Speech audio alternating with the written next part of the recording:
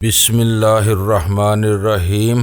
گمنام ہیرو کے معزز ناظرین، السلام علیکم۔ آئیے چلتے ہیں کہانی کی طرف۔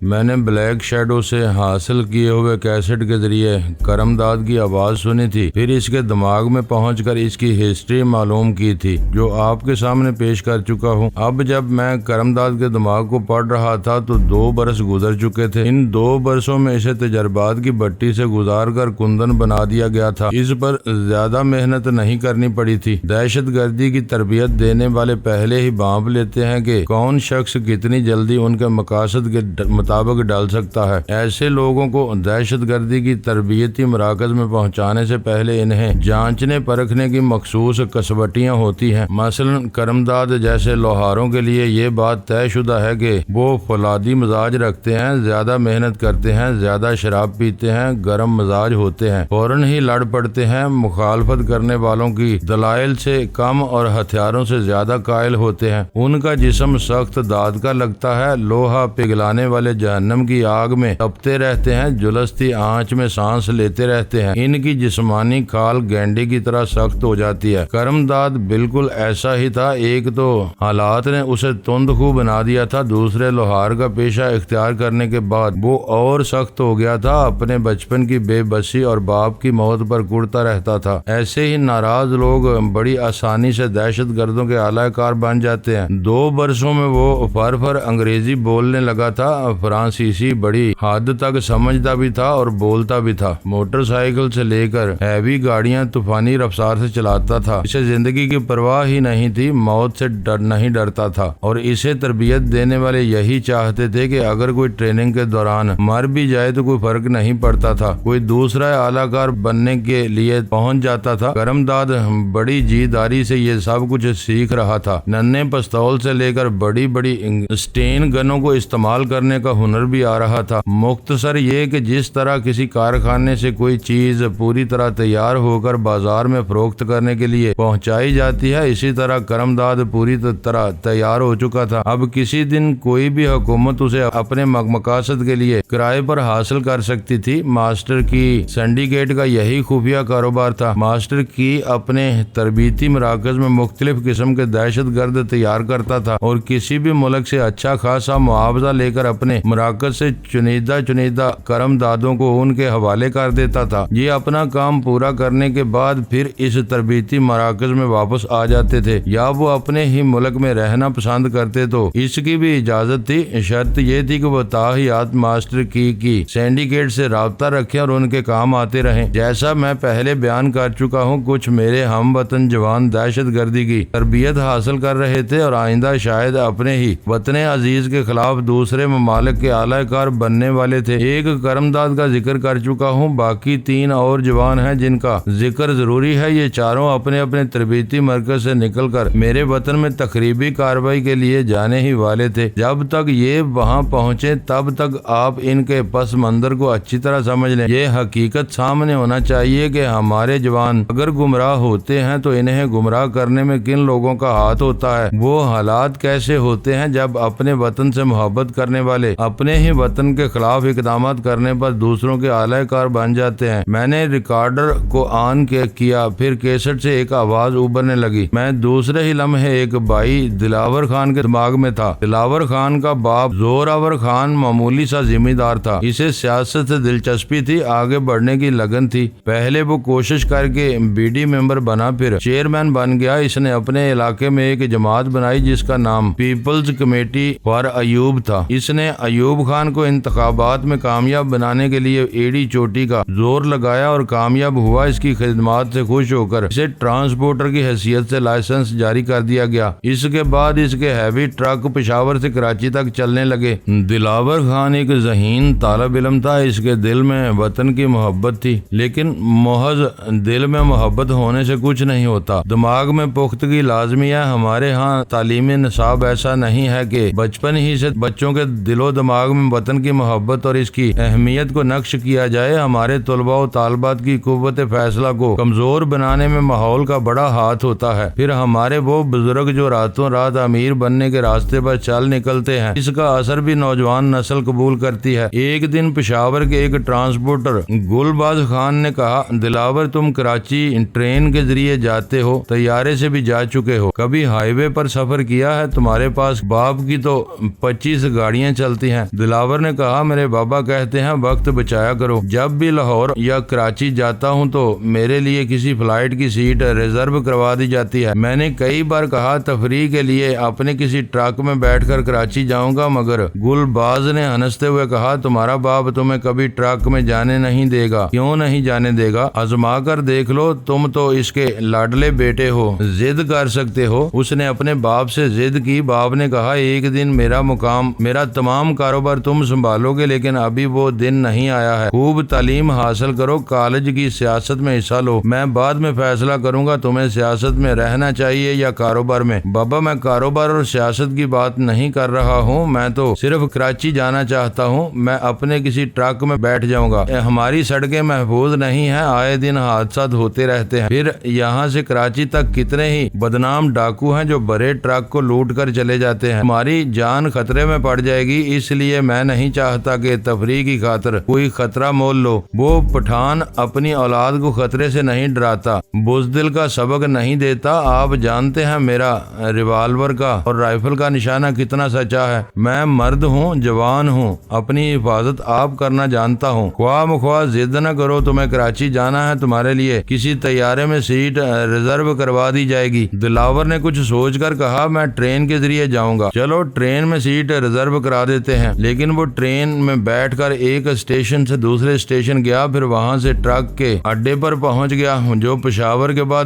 دوسرا اڈا تھا۔ اس کے ڈرائیور اور کلینر اسے دیکھ کر حیرانی ظاہر کی۔ اس نے کہا، بابا سے کچھ نہ کہنا، میں تمہارے ساتھ کراچی تک جاؤں گا۔ اگر کسی نے چگلی کھائی تو اس کی نوکری بھی جائے گی اور میری دشمنی بھی مہنگی پڑے گی۔ وہ ٹرک کی اگلی سیٹ پر بیٹھ کر اس پر سفر میں روانہ ہوا، لیکن دریائے اٹک سے کچھ پہلے اچانک چاروں طرف سے فائرنگ ہونے لگی۔ ڈرائیور نے ایک کنارے لے گاڑی روک لی، اپنی سیٹ کے نیچے سے ریوالور نکالتے ہوئے کہا، یہ گلباز کے آدمی ہو سکتے ہیں، وہ ہمیشہ ہائی وے کا بے تاج بادشاہ بننے کے خواب دیکھتا رہتا ہے، لیکن تمہارے باپ اسے ہمیشہ شکست دیتا آیا ہے۔ باہر سے فائرنگ ہو رہی تھی، وہ دونوں سیٹ کے پاس دبک گئے تھے۔ دلاور نے بھی اپنا ریوالور نکال لیا تھا، وہ کبھی کبھی کھڑکی کی طرف اٹھ کر جوابی فائر کر دیتا تھا۔ یہ مقابلہ زیادہ دیر تک جاری نہ رہ سکا۔ اچانک ہی پولیس کی ایک بھاری جماعت فائر کرتے ہوئے ایک گاڑی میں پہنچ گئی۔ ٹرک پر فائر کرنے والے وہاں سے فرار ہو گئے۔ جب پولیس کی گاڑی ٹرک کے پاس پہنچی تو پتہ چلا تو سناٹا چھا چکا تھا، کوئی فائر کرنے والا نہیں تھا۔ دلاور نے گاڑی سے نکل کر پولیس انسپیکٹر سے کہا، آپ کا بہت بہت شکریہ، اگر آپ نہ آتے تو یہ لوگ یقیناً ہمیں نقصان پہنچاتے۔ انسپیکٹر نے خشک لہجے میں کہا، میں تمہارے ٹرک کا مال چیک کرنا چاہتا ہوں۔ دلاور نے حیرانی سے پوچھا، وہ کیوں؟ ہمیں پہلے ہی اطلاع مل گئی تھی کہ تمہارا ٹرک یہاں سے گزرنے والا ہے اور ڈاکو اسے گھیرنے والے ہیں۔ دلاور نے حیرانی سے کہا، جناب آپ کو غلط فہمی ہوئی ہے، ہم پشاور سے باقاعدہ بک ہونے والا مال لے جا رہے ہیں، اس میں اسمگلنگ کا کوئی سامان نہیں ہے، تمہارے کہنے سے کچھ نہیں ہوتا، ہم اپنی تسلی کریں گے۔ انہوں نے اپنی تسلی کے لیے جب چیکنگ شروع کی تو دلاور گم سم کھڑا حیرانی سے تکتا رہا۔ ٹرک کے اوپری حصے اور سامنے والے حصے میں وہ مال تھا جو پشاور سے باقاعدہ بک کیا گیا تھا۔ اسے ہٹا کر دیکھنے کے بعد وہاں کارتوس کی پیٹیاں اور مختلف قسم کی رائفلیں برآمد ہوئیں۔ ایک ذہین طالب علم جو ہر سال اول آتا تھا اسمگلر کی حیثیت سے گرفتار کر لیا گیا، اس کے ہاتھوں میں ہتھکڑیاں ڈال کر حوالات پہنچا دیا گیا۔ اس کے ڈرائیور نے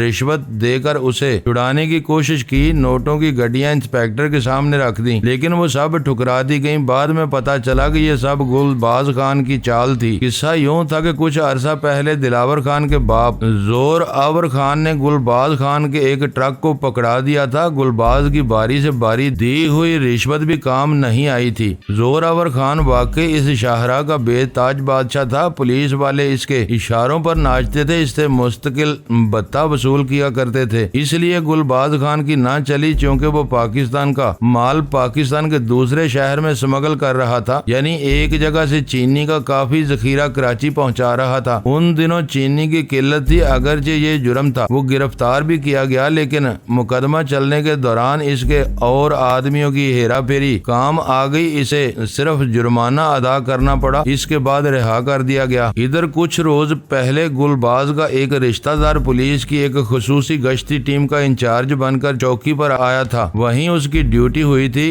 گلباز خان نے موقع سے فائدہ اٹھایا، اپنے رشتہ دار کے گھر نوٹوں کی گڈیاں پہنچائیں، اسے رشتہ داری کا حوالہ دے کر قسم دلائی کہ زور آور خان خواہ کتنی ہی رشوت دے اس کے پکڑے ہوئے مال کو اور مجرم کو نہ چھوڑا جائے، اور یہی ہوا۔ زور آور خان نے گلباز خان کے صرف ایک ٹرک کے مال کو پکڑوایا تھا، گلباز خان نے مال کے ساتھ اس کے بیٹے کو بھی پکڑوا دیا۔ دشمنی دو اسمگلروں کے درمیان ہوئی تھی، لیکن سزا ایک نوجوان طالب علم کو ملی۔ وہ پشاور یونیورسٹی سے نکل کر جیل کی تربیت گاہ میں پہنچ گیا۔ مجرموں کی نفسیات کو سمجھنے والے ماہرین کی متفقہ رائے ہے کہ انسان بھوک، افلاس اور دوسری مجبوریوں سے تنگ آ کر اتنی جلدی مجرم نہیں بنتا جتنی جلدی کہ جیل کی تربیت گاہ میں پہنچ کر بن جاتا ہے۔ ملک کے اندر کہیں سے ہتھیار لانے اور ایک شہر سے دوسرے شہر اسمگل کرنے والی بات اتنی دھماکہ خیز تھی کہ تمام اخبارات نے اسے خوب چھالا۔ ہتھیاروں کی اسمگلنگ کے پیچھے حکومت کے خلاف ہونے والی تخریبی کارروائیوں کا سراغ ملتا تھا۔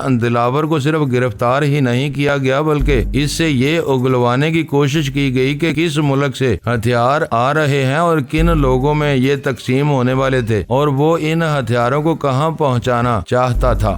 دلاور خان اسمگلنگ کی ابجد سے بھی واقف نہیں تھا، وہ بیچارہ کیا بتاتا۔ اس کا باپ زور آور روپوش ہو گیا تھا، اپنی تمام دولت کو داؤ پر لگا کر دوسرے ذرائع سے بیٹے کو رہا کرانے کی کوشش کر رہا تھا۔ آخر بیٹے کو 3 سال کی سزا ہو گئی۔ سزا کا پہلا سال ختم ہوا تو اطلاع ملی اس کا باپ زور آور خان پولیس مقابلے میں مارا گیا ہے۔ اس کا ایک عزیز جیل میں ملنے آتا تھا، اس نے کہا یہ جھوٹ ہے، زور آور کو گلباز خان نے قتل کیا ہے، لیکن پولیس والوں سے گٹھ جوڑ کرنے کے بعد ایسا کیا گیا ہے۔ اس علاقے کے تھانے دار کو دوہرا فائدہ پہنچا ہے، ایک تو گلباز خان نے اسے بھاری رقم دی، دوسرے یہ کریڈٹ حاصل ہوا کہ اس نے ایک مفرور مجرم کو مقابلہ کے دوران مارا ہے۔ تھانے دار کو سراہنے کے طور پر انعام بھی ملے گا اور اس کی ترقی بھی ہوگی۔ باہر سے ملنے والی اطلاعات سے دلاور خان کو غیظ و غضب میں مبتلا کر رہی تھی اور جیل کے اندر چھٹے ہوئے بدماش اسے اپنے رنگ میں رنگ رہے تھے۔ سزا کے تیسرے سال پتا چلا کہ زور آور کی ہلاکت کے بعد اس کے ایک چچا نے ٹرانسپورٹ کے کاروبار کو سنبھالا تھا، لیکن چچا رفتہ رفتہ گلباز خان سے مل گیا تھا۔ 2 برس کے اندر اس نے ٹرانسپورٹ کے کاروبار میں اتنا نقصان دکھایا تھا کہ تقریباً 22 ٹرک فروخت کرنے پڑے تھے۔ دوسرے لفظوں میں اس کے چچا نے وہ 22 ٹرک گلباز خان کو فروخت کیے تھے اور وہ اس کا حصہ دار بن گیا تھا۔ دلاور کو یقین نہیں آ رہا تھا کہ چچا ایسا کر سکتا ہے، حالانکہ وہ کوئی سگا نہیں تھا کیونکہ اس کی بیٹی گل جانا دلاور سے منسوب تھی، اس سے شادی ہونے والی تھی، اس لیے وہ سوچ رہا تھا کہ ہونے والا سسر اس سے بے ایمانی نہیں کرے گا، اس کے کاروبار اور بچی کھچی دولت کی حفاظت کرے گا۔ وہ سزا پوری کر کے جیل سے باہر آیا، اس انداز میں آیا جیسے کوئی فاتح کسی نئی زمین پر قدم رکھتا ہے۔ جیل جاتے وقت وہ محض ایک طالب علم تھا، شرمندہ سا تھا۔ اس پر جو الزام لگایا گیا تھا اس سے انکاری تھا، خود کو مجرم سمجھتے ہوئے اپنی توہین محسوس کرتا تھا۔ اب جیل سے یوں نکلا جیسے مجرم ثابت ہونا بہت بڑا اعزاز ہو، ساری دنیا اس کے قدموں تلے ہو۔ اس کا وہ عزیز جو اکثر جیل میں اس سے ملنے آتا تھا وہ پچھلے 6 ماہ سے نہیں آیا تھا، اس لیے اسے اپنے گھر کے اور شہر کے حالات کا علم نہیں تھا۔ جب وہ اپنے گھر پہنچا تو رات ہو چکی تھی۔ وہ مکان 2 منزلہ ہو چکا تھا، اس کا ڈھانچہ ہی بدل گیا تھا۔ دروازے پر پہلے کسی کا نام لکھا ہوا نہیں تھا، اب وہاں اس کے چچا کے نام کی تختی لگی ہوئی تھی۔ اسے بڑا غصہ آیا، باپ مر چکا تھا تو کیا ہوا، نام تو نہیں مرا تھا۔ آدمی اپنے بعد بھی اس دنیا میں اپنا نام چاہتا ہے، اگر باپ کے نام کی تختی لگائی جاتی تو چچا کا کیا بگڑ جاتا۔ وہ غصے سے پاؤں پٹکتا ہوا ایک دھڑاکے سے دروازہ کھول کر اندر آیا۔ اس کا چچا کسی شخص کے ساتھ بیٹھا باتیں کر رہا تھا، اسے دیکھتے ہی گھبرا کر کھڑا ہو گیا۔ تم دلاور خان، تم کب جیل سے چھوٹے؟ اس کا چچا اپنی گھبراہٹ پر قابو پانے کے لیے پوچھ رہا تھا، ورنہ وہ تو دیکھ ہی چکا تھا کہ جیل سے چھوٹ چکا ہے اور اب اس کے لیے خطرہ ہے۔ پیچھے دیوار پر 2 رائفلیں لٹکی ہوئی تھیں، وہ پلٹ کر ادھر جانا چاہتا تھا، یک بار کی دلاور نے اس پر چھلانگ لگائی، اسے لیے ہوئے فرش پر گر پڑا۔ اس کے چچا کا ساتھی رائفل کی طرف بڑھنا چاہتا تھا لیکن دلاور فرش پر پڑے رہنے کے لیے نہیں گرا تھا۔ اس نے ایک دم سے اچھل کر دیوار کے پاس آتے آتے ہی ایک رائفل پر قبضہ جما لیا، پھر اسے نال کی طرف سے تھام کر اپنے چچا کے ساتھی پر حملہ کر دیا۔ وہ چیختا ہوا پیچھے گیا۔ اس کا چچا فرش پر سے اٹھ گیا تھا، لیکن اب وہ دوسری رائفل کی طرف بڑھنے کی جرت نہیں کر سکتا تھا۔ دلاور خان نے رائفل سیدھی کرتے ہوئے پوچھا، میرے باپ کی زندگی میں 25 ٹرک تھے، اب کتنے رہ گئے؟ وہ ہکلاتے ہوئے بولا، میں کیا بتاؤں کہ میں نے پے در پہ کتنے نقصانات برداشت کیے، کتنی محنت کی، اس کے باوجود نقصان سے سنبھل نہ سکا۔ بکواس بند کرو، یہ مکان 2 منزلہ کیسے ہو گیا؟ تمہارے بینک بیلنس کو بھی چیک کروں گا، اس کے بعد سچ اور جھوٹ سامنے آ جائے گا۔ اس کے چچا کا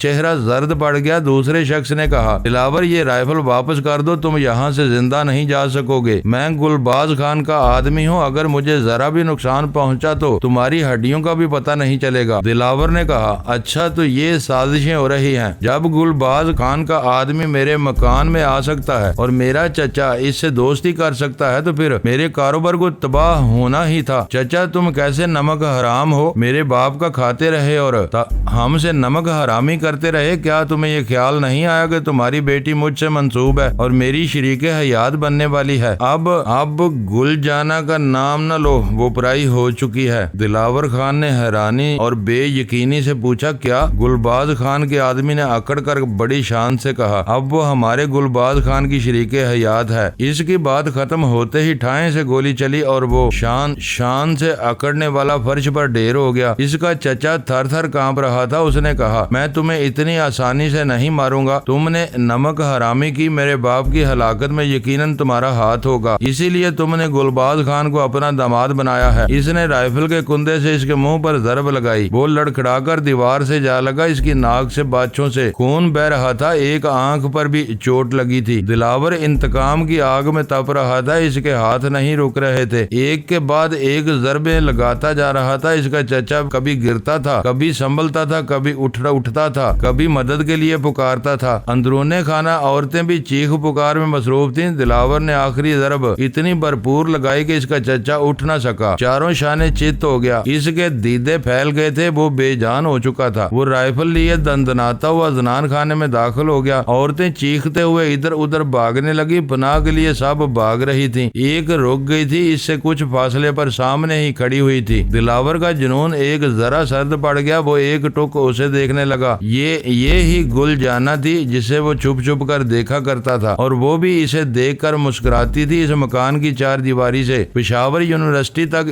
اس نے جتنی شاعری کی تھی وہ سب گل جانا کے لیے تھی۔ اب وہ پرائی ہو گئی تھی اور دشمن کی شریک حیات بن گئی تھی۔ وہ دشمن کو مار سکتا تھا، اسے کس طرح مارے، کس طرح اسے بے وفائی کا الزام دے جبکہ وہ اس کی حفاظت کے لیے، اسے اپنانے کے لیے آزاد نہیں تھا، آہنی سلاخوں کے پیچھے پڑا ہوا تھا۔ گل جانا نے کہا، دلاور جو میرے نصیب میں لکھا ہے میں بھگت رہی ہوں، میں تجھے اس کی قسم دیتی ہوں جسے تو دنیا میں سب سے زیادہ چاہتا ہے۔ چلا جا، جلد ہی چلا جا، گلباز خان کے آدمی آتے ہی ہوں گے۔ اس کے لہجے میں اب بھی وہی اپنائیت تھی، اس کی آواز میں وہی راز تھا۔ اب تک وہ صرف اس کی صورت کو دیکھ رہا تھا، جب اس نے گل جانا کو دیکھا تو یک بار کی غصے سے بھڑک گیا، وہ ماں بننے والی تھی۔ اس نے تل ملا کر رائفل سیدھی کی۔ گل جانا نے کہا، نہیں، تم مجھے نہیں مار سکتے، تم میری خاطر مر جاؤ، میں تو اس خبیث کی اولاد کو پیدا ہونے سے پہلے ہی مارنا چاہتا ہوں۔ وہ دونوں ہاتھ جوڑ کر گڑ گڑاتے ہوئے بولی، دلاور یہ تو سوچو، یہ صرف اس کا نہیں میرا بھی ہے، جو اولاد ہوگی وہ گل جان کی ہوگی۔ کیا تم گل جانا کو اس کی اولاد سے، اس کی ممتا کے جذبوں سے محروم کر دو گے؟ وہ ذرا سرد پڑ گیا، رائفل کی نال جھک گئی، پھر وہ سر جھکا کر وہاں سے چلا آیا۔ دشمن اس کا پیچھا نہیں چھوڑ سکتے تھے۔ جب وہ مکان سے ذرا دور نکل آیا تب فائرنگ کی آواز سنائی دی، ایک گولی اس کے قریب ہی سے سنسناتی ہوئی گزر گئی۔ وہ فوراً ہی بیٹھ گیا، رینگتا ہوا تھوڑی دور تک گیا، پھر وہاں سے دوڑنے لگا۔ رات کا وقت تھا، اندھیرے میں دشمن اس کا صحیح نشانہ نہیں لے سکتے تھے، اس لیے جان بچ گئی۔ وہ دوڑتا رہا، باغتا رہا، حالات اسے دوڑا رہے تھے۔ زندگی میں پہلی بار پیدل چل رہا تھا، چلتا ہی جا رہا تھا، حتیٰ کہ رات سے صبح ہو گئی۔ دوسرے دن 11 بجے پہاڑیوں سے اور ٹیلوں کے پیچھے سے ہوائی فائر ہونے لگے۔ میں اس سے کہا گیا کہ ریوالور پھینک دے، تب سمجھ میں آیا کہ وہ علاقہ غیر میں آ پہنچا ہے۔ علاقہ غیر ایک ایسی جگہ ہے جہاں مجرموں کو قانون سے بھی پناہ ملتی ہے اور اپنے جانی دشمنوں سے بھی، لیکن پناہ حاصل کرنے کے لیے مال و زر کی ضرورت ہوتی ہے۔ جن کے پاس مال نہیں ہوتا علاقہ علاقے کے لوگ اسے کسی کے ہاتھ بھی فروخت کر دیتے ہیں۔ اگر کوئی ملک اس مجرم کا مطالبہ کرے یا اس کے جانی دشمن اسے حاصل کرنا چاہے تو اسے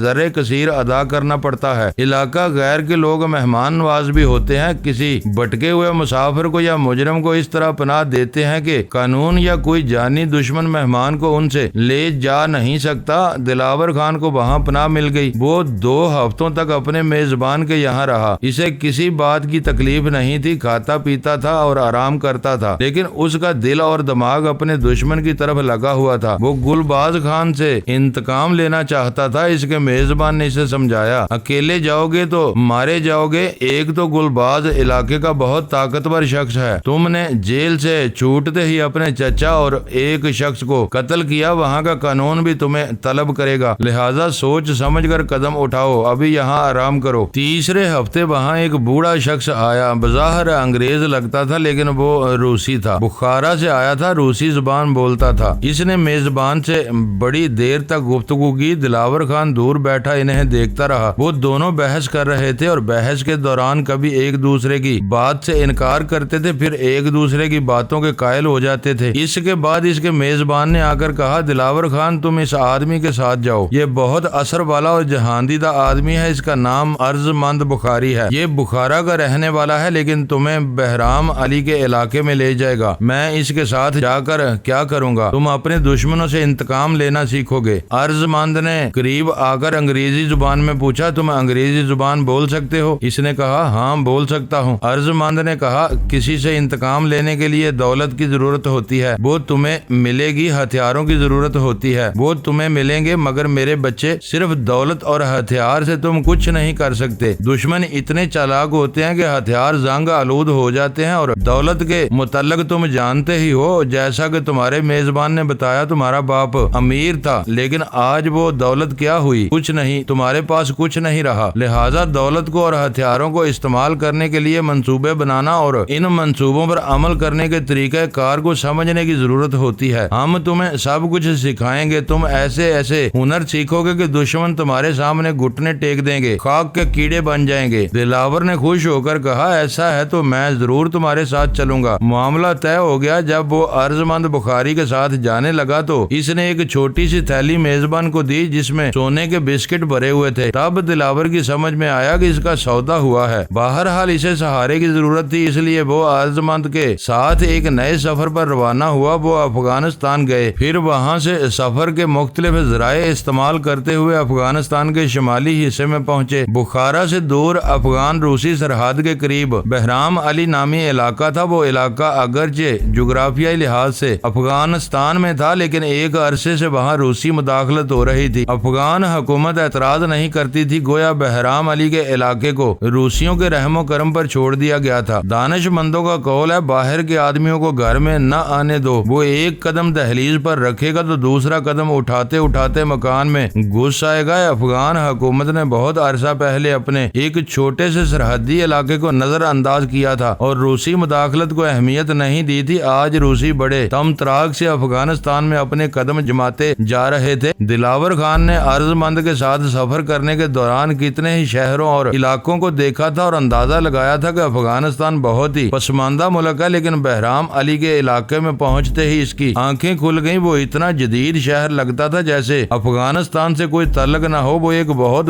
ہی وسیع و عریض عمارت میں داخل ہوا۔ اسے بعد میں پتا چلا کہ وہ دہشت گردی کا تربیتی مرکز ہے اور روسی حکومت کی سرپرستی وہاں کرائے کے فوجی تیار کیے جاتے ہیں۔ میری خیال خوانی کا سلسلہ ٹوٹ گیا۔ اچانک سباتا کی آواز نے مجھے چونکا دیا تھا۔ وہ کہہ رہی تھی، 1 گھنٹہ گزر چکا ہے، میں تمہارے پروگرام کے مطابق تیار بیٹھی ہوں۔ مجھے یاد آیا میں نے اس سے وعدہ کیا تھا 1 گھنٹے بعد پیرس کی سیر کرنے نکلیں گے۔ میں نے اسے وادی کاف میں جانے کے لیے بڑی حد تک راضی کر لیا تھا، اس لیے اس کا دل بہلانا چاہتا تھا۔ اس نے کہا، میں میک اپ کے ذریعے اپنا چہرہ تبدیل کر سکتی ہوں لیکن تم سے میک اپ کرانا چاہتی ہوں، سنا ہے اس فن میں بڑی مہارت رکھتے ہو، تم سے بھی کچھ سیکھ لوں گی۔ میں اسے چپ چاپ دیکھ رہا تھا۔ وہ بولی، اس طرح منہ کیا تاک رہے ہو؟ میں نے مسکرا کر کہا، اگر میں اپنے اصلی چہرے کے ساتھ تمہارے سامنے آ جاؤں تو میری عید ہو جائے گی، میری خوشی کا کوئی ٹھکانہ نہیں رہے گا۔ میں تمہیں اپنی آنکھوں سے اپنے سامنے دیکھوں، اس سے بڑی خوشی میرے لیے اور کوئی ہو ہی نہیں سکتی۔ کہیں تم مجھے بہلا تو نہیں رہے؟ ابھی میں نے اپنا پروگرام تبدیل کیا ہے، ذرا ٹھہرو، میں ڈاکٹر شیفرڈ کو یہاں بلاتا ہوں۔ میں ڈاکٹر کے پاس پہنچ گیا۔ وہ اپنے کلینک سے اٹھ کر گھر جانا چاہتا تھا۔ میرے مخاطب کرنے پر بیٹھ گیا۔ میں نے کہا، ڈاکٹر، میں پاکستان جانا چاہتا ہوں۔ یہ اچانک پاکستان کا قصد کیوں؟ ضرورت پیش آ گئی ہے، میں موجودہ چہرے کے ساتھ نہیں جاؤں گا۔ اس نے تعجب سے پوچھا، کیا اصلی روپ میں جاؤ گے؟ اصلی روپ میں جا ہی نہیں سکتا، لیکن چہرہ ایسا ہو کہ کسی حد تک پاکستانی لگوں۔ کیا ابھی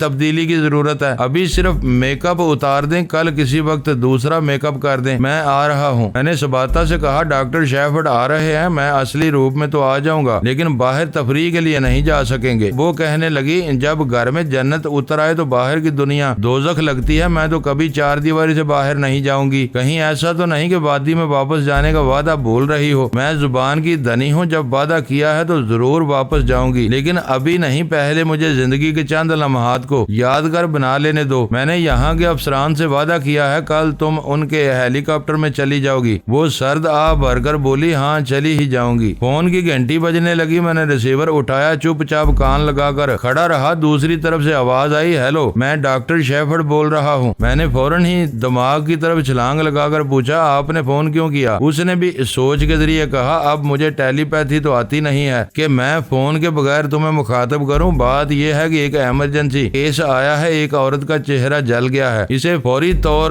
اٹینڈ کرنا ہوگا۔ اگر میں کچھ دیر سے آؤں تو کوئی بات نہیں، آپ جب بھی آئیں گے میں یہیں انتظار کرتا رہوں گا۔ میں نے ریسیور رکھ دیا۔ سباتا حیرانی سے مجھے دیکھ رہی تھی۔ پھر اس نے پوچھا، یہ کیا بات ہوئی؟ ریسیور اٹھا کر چپ چاپ کھڑے رہے، پھر ریسیور رکھ دیا، کسی سے بات نہیں کی۔ میں نے ہنستے ہوئے کہا، ڈاکٹر شیفرڈ تھا، خیال خوانی کے ذریعے بات ہو گئی، وہ دیر سے آئے گا۔ سباتا مایوس ہو گئی، کہنے لگی، اس کا مطلب یہ ہے کہ تمہارا چہرہ دیکھنے میں کافی دیر ہے۔ دیر ہونے سے فرحاد علی تیمور کے چہرے پر چار چاند لگ جائیں گے۔ مجھے تو وہی چہرہ دیکھنا ہے جس کی تصویر اب تک دیکھتی آئی ہوں۔ بھائی، صبر کا پھل میٹھا ہوتا ہے۔ ویسے بھی مجھے ضروری خیال خوانی کرنی ہے، مجھے وقت مل گیا ہے تو چلو یہی صحیح۔ جہاں تک خیال خوانی کا تعلق ہے، میری مصروفیات بہت بڑھنے والی تھی۔ ایک طرف کرم داد کے ذریعے ماسٹر کی تک پہنچنے کی کوشش کرنا تھی، اس کے آس پاس رہنے والوں کے دماغوں میں پہنچنا تھا۔ یہ تو معلوم ہو چکا تھا کہ ماسٹر کی یوگا کا ماہر ہے، میں اس کے دماغ میں پہنچ سکتا ہوں۔ اس نے یہ بھی دعویٰ کیا تھا کہ اس کے دستے راست اور خاص آدمی بھی یوگا کے ماہر ہیں۔ اس کا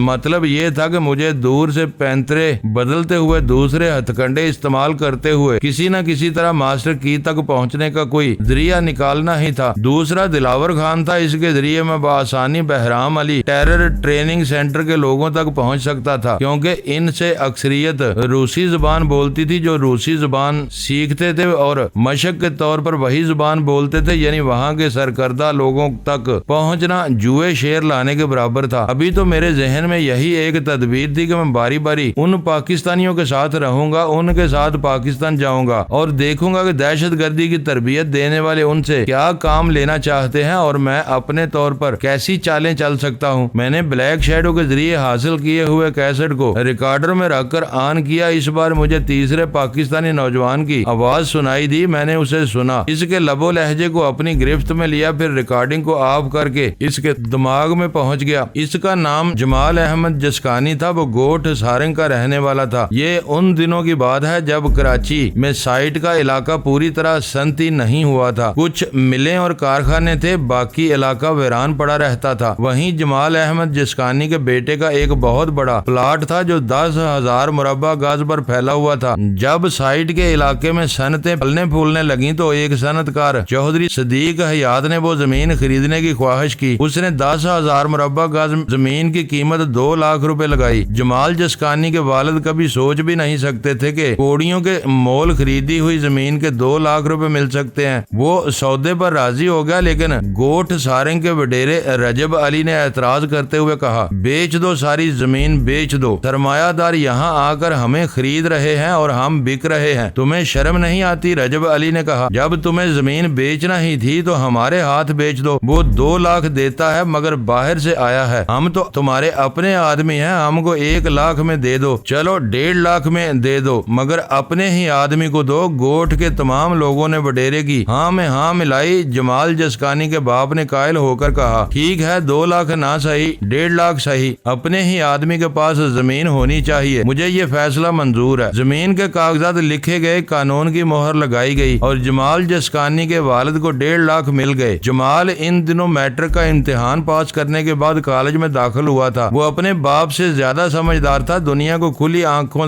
دیکھتا تھا اور وڈیروں کی چالاکیاں خوب سمجھتا تھا۔ چند ماہ بعد ہی پتا چلا کہ وڈیرے رجب علی نے ان کی زمین 5 لاکھ روپے میں فروخت کر دی ہے۔ جمال جسکانی نے اپنے باپ سے کہا، کاروبار میں کوئی کسی کا بھائی ہوتا ہے نہ باپ ہوتا ہے، نہ ہم وطن ہوتا ہے، نہ ہم زبان ہوتا ہے۔ منافع حاصل کرنے کے لیے کسی کو بھی دھوکہ دیا جا سکتا ہے۔ رجب علی کہہ رہا تھا، غیروں کو زمین نہ دو، تم نے اسے اپنا سمجھ کر دیا تو اس نے 1.5 لاکھ روپے دیے اور خود 5 لاکھ روپے کمائے۔ بتاؤ اس وقت وہ ہمارا اپنا نہیں تھا؟ وہ ایک گہری سانس لے کر بولا، میں آپ کا بیٹا ہوں لیکن آپ کو سمجھاتا ہوں، گلا اپنا بھی کاٹ سکتا ہے، گلا غیر بھی کاٹ سکتا ہے، لیکن محبت سے گلے لگانے والوں کے لیے محبت کے ایک مرکز کی ضرورت ہے اور وہ مرکز ہے پاکستان۔ میری یہ بات آپ کی سمجھ میں نہ آئے تو کبھی کچھ اور ٹھوکریں کھانے کے بعد سمجھ میں آ جائے گی۔ پاکستان کے ہر صوبے میں نوجوان ذہنی انتشار میں مبتلا رہتے ہیں۔ کبھی وہ محب وطن بن کر سوچتے ہیں کہ پاکستان میں تعصب کی فضا پیدا نہ ہو، پاکستان کا ہر شخص صرف پاکستانی ہو، لیکن قائد اعظم کے بعد اس قوم کو کوئی ایسا رہنما نصیب نہ ہوا جو یہاں کی سیاسی فضا کو مقتدر ہونے سے بچائے۔ یہ محض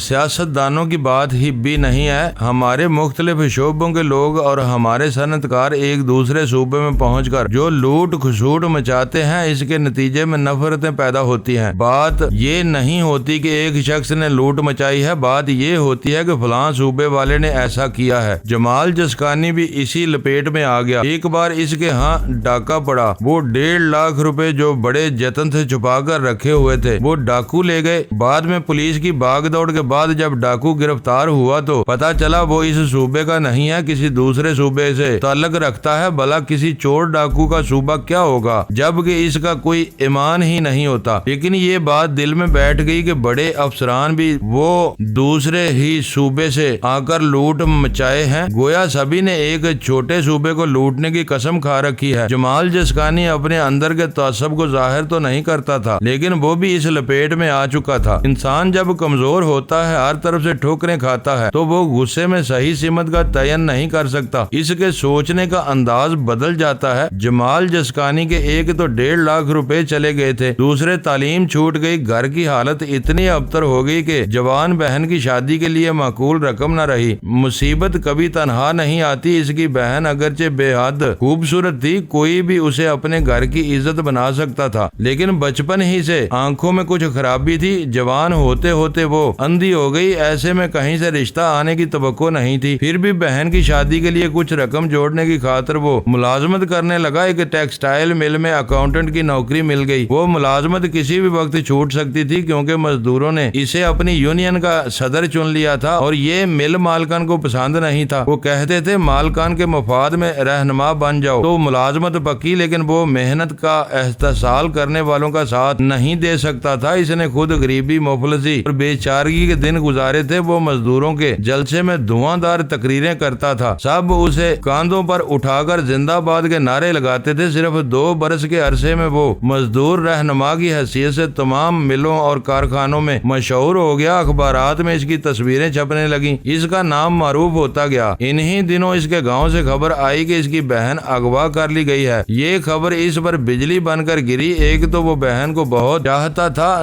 دوسرے اپنی عزت اور غیرت کی بات تھی، کوئی اسے اٹھا کر لے جائے تو وہ کیسے اپنوں کو منہ دکھا سکتا ہے، کس منہ سے وہ گوٹھ میں جائے گا۔ ایک بات سمجھ میں آ رہی تھی کہ گوٹھ سارنگ ایک چھوٹی سی بستی ہے، کراچی جیسی بھرپور آبادی نہیں کہ کوئی گم ہو جائے یا کسی کو اٹھا کر لے جائے تو پتہ نہ چلے۔ چھوٹی سی جگہ میں چوری ہوتی ہے یا کسی کو اغوا کیا جاتا ہے تو وہاں کے تانے دار اور وڈیروں کو ضرور اس کا علم ہوتا ہے۔ اس نے گوٹھ سارنگ کے قریبی تھانے میں کہا، انسپیکٹر یہ بات سمجھ میں نہیں آتی کہ یہاں مٹھی بھر لوگ ہیں، ان میں سے کوئی غائب ہو جائے تو کیسے پتہ نہ چلے؟ آپ لوگ تو مجرموں کی بو سونگ لیتے ہیں، کیا میری بہن کو اغوا کرنے والوں تک نہیں پہنچ سکتے؟ انسپیکٹر نے غصے سے پوچھا، کیا تم یہ کہنا چاہتے ہو کہ ہم مجرموں کی بو سونگ چکے ہیں اور ان تک نہیں پہنچ رہے ہیں؟ دیکھو مسٹر، تم مزدور رہنما ہوگے اپنے شہر میں، اگر یہاں لیڈر بننے کی کوشش کرو گے تو اس کی بات ادھوری ہی رہ گئی۔ ایک سپاہی نے آ کر کہا، سر یہ جھوٹ موٹ دوسروں پر الزام لگا رہا ہے، اس کی بہن کہیں نہیں نہیں گئی، اس کے گھر ہی میں ہے۔ جمال اچھل کر کھڑا ہو گیا، بے یقینی سے سپاہی کی طرف دیکھنے لگا۔ انسپیکٹر نے کہا تم خواہ مخواہ ہمارا وقت ضائع کرتے ہو،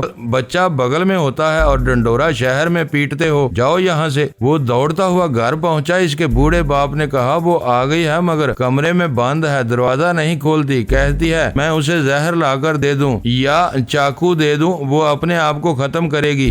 میں کیا کروں؟ اچھا ہوا کہ وہ اندھی ہے، نہ زہر حاصل کر سکتی ہے نہ کہیں سے چاقو لا سکتی ہے، ورنہ وہ اب تک اپنی جان پر کھیل چکی ہوتی۔ جمال نے اس کمرے کے دروازے پر آتے ہوئے کہا بہن دروازہ کھولو، میں تمہارا بھائی ہوں۔ اندر سے چیخ سنائی دی نہیں میں دروازہ نہیں کھولوں گی، میں اپنا منہ نہیں دکھاؤں گی، خدا کے لیے مجھے مار ڈالو، نہیں مار سکتے تو زہر لا کر دو، مٹی کا تیل اور ماچس دو، تم دنیا کے سامنے یہ تو کہہ سکو گے کہ بہن غیرت مند تھی، اپنی جان پر کھیل گئی۔ نہیں بہن، میں تمہیں مرنے نہیں دوں گا، تم مجھے ان لوگوں کا نام اور پتہ بتاؤ، میں کسی کو زندہ نہیں چھوڑوں گا، ایک ایک کو چن چن کر ماروں گا، ان کے گھروں میں آگ لگا دوں گا، بتاؤ وہ کون تھے؟ اندر خاموشی رہی، وہ رو رہی تھی، اس کے کبھی رونے اور کبھی سسکنے کی آوازیں آتی تھیں۔ جمال نے پھر پوچھا مجھے بتاؤ میری بہن وہ کون ہے؟ تم دیکھو گی کہ تمہارا بھائی کتنا غیرت مند ہے، کس طرح تمہارا انتقام لیتا ہے، مجھے بتاؤ کون تھے وہ؟ معزز ناظرین، لائک کریں، شیئر کریں اور کمنٹس باکس میں پاک آرمی زندہ باد، پاکستان پائندہ باد کا نعرہ ضرور درج کر کے اپنے ملک پر فخر کریں اور پاکستان کی بنیادیں مضبوط کرنے میں اپنا کردار ادا کریں۔ ویڈیو دیکھنے کا شکریہ۔ معزز ناظرین، اپنا خیال رکھیے گا اور ہمارے چینل کا بھی۔ ISI پاک آرمی زندہ باد، پاکستان پائندہ باد۔